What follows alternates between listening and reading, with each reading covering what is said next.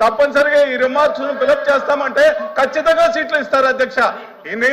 నేను మంత్రివర్యులు కోరేది ఏమిటంటే వచ్చే సంవత్సరానికైనా 100 సీట్లకు కావాల్సినటువంటి వసతులను ఏర్పాటు చేసి 100 సీట్లను అక్కడ ఏర్పాటు చేయవలసిందిగా పులివెందులలో మంత్రివర్యులను కోరుతున్నాను అధ్యక్ష. థ్యాంక్ యూ అధ్యక్ష.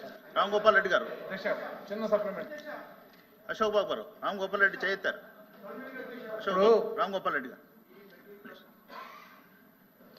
మాట్లాడతారు. అశోక్ బాబు ఈ మెడికల్ కాలేజీకి ఎక్స్పెండిచర్ మనం చూస్తే సరే ఒక పర్సంటేజ్ ఉంది అధ్యక్ష.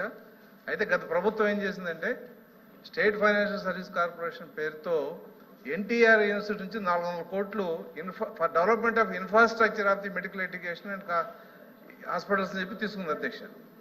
ఆ 400 కోట్లు నిజంగా మెడికల్కే ఖర్చు పెట్టారా లేకపోతే పప్పు పులుసు కలిపేశారనేది ఎక్కడ డీటెయిల్స్ లేవు అధ్యక్ష. అది ఇంతవరకు రీపే చేయాల.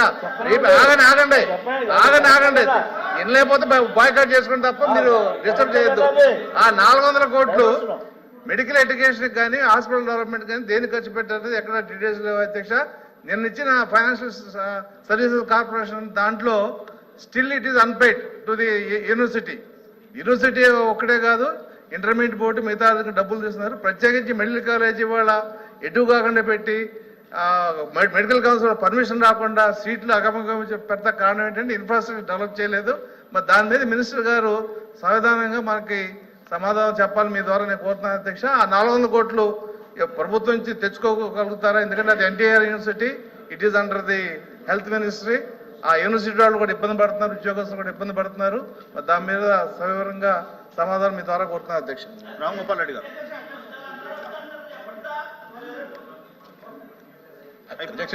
రామ్ గోపాల్ రెడ్డి గారు అధ్యక్ష, నేను కూడా పులివెందుల నియోజకవర్గ వాసిన అధ్యక్ష. మా ఊర్లో మెడికల్ కాలేజీ వస్తే